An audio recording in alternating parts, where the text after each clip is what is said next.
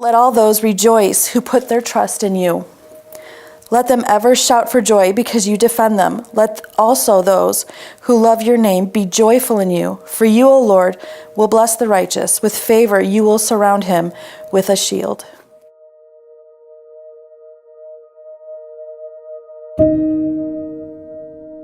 My name is Jennifer Woods.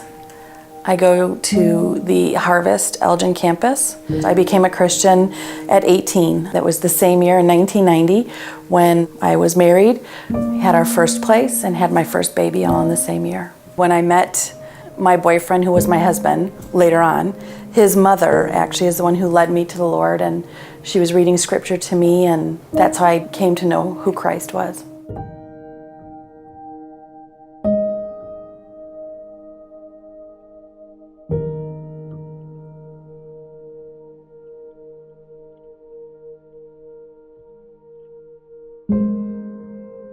God blessed me abundantly with this job. So my perspective was really good. Things were going well with this boss until 2015. And then he had left the company and there was a gap. There was nobody there but me. And so I was taking care of the office. I was taking care of service coordination, office management. You know, all of those responsibilities were mine. Things in my life were getting very strained. In 2017, I became a single mom and had ended up taking on the full responsibility of the two that were in my house. Becoming a single mom brought a lot of different emotions and a lot of trials in my own personal life and walk with the Lord. To see someone so broken by a relationship like that, it really does change my view on life and my view on how hard things can really be. After they were separated, it didn't really affect me all that much because my father wasn't emotionally connected. And when that happened, nothing really changed for me at least. It was just kind of like he wasn't really in the house anymore. Other things were happening in my life at that same time. My oldest son had moved out and my second son he'd already been moved out for quite a while. And then my third son had some of his own personal issues. So all of these coming at the same time and having to deal with all of this was very difficult to kind of see God working. When I felt rejected and I felt alone, fully responsible for my children, but I felt confident at work and I was doing well at work and things were moving along. I had received a raise. And then in April of 2017, I was called into my manager's office and he said that you have 2 weeks and you no longer work here. So it was a shock. It was very surreal to leave the office in the middle of the day after 5 years of the same routine and thinking, how am I going to tell my kids? How am I going to pay my bills? And then it didn't even dawn on me until maybe a week later, then no, I won't even have any insurance. I won't have health insurance for the kids. How am I going to do this? She texted me that she had lost her job.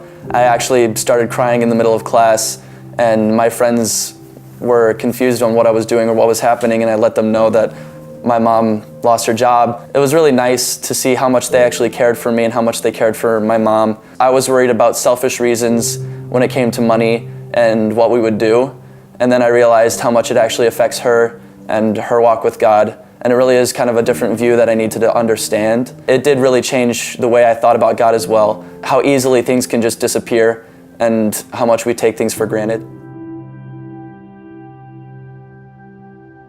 I said, Lord, I don't know where I'm going to go from here. God had been providing through friends, through family.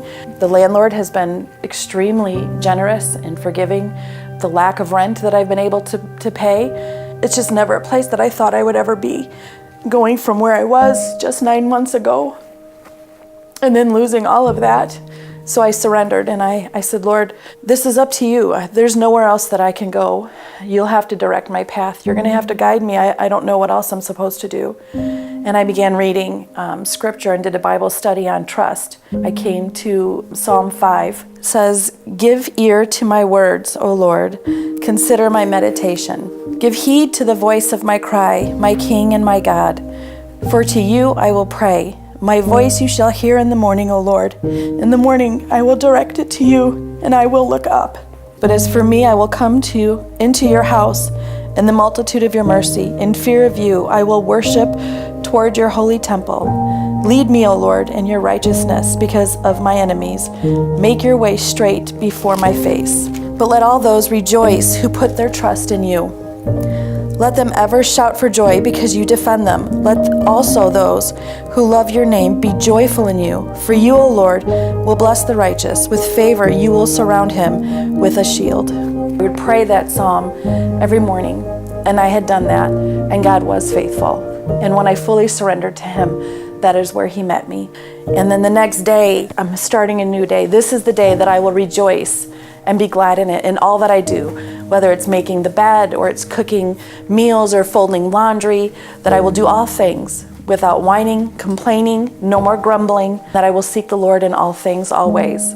We have to come to that place where we are completely broken before him. Personal experience is different for everyone. When it comes to struggling through certain things, it's so easy to lose sight of how important God is in everything. And she's definitely doing what a mom does best by giving an example of what to do and what not to do, and that's to have humility in everything and know that it's all God's and it's all up to God to decide what happens, and it's all in his hands, and to understand what you have is because of him. And she's really shown me that, and she's been an example and a role model for that very well throughout my entire life. I don't ever want to pretend that I'm a perfect Christian. I don't put on a facade. I am what I am. I mean, I'm a sinner, and I'm not going to say that I prayed every day because I didn't. I wasn't in the Word every day. I'm not proud of that, and I'm honestly embarrassed by it. But I know that through my life, every time that I have surrendered to the Lord, fully surrendered to the Lord with all my heart, knowing that whatever I did, the next step I took was going to be because he allowed it. God is always faithful. He's always there.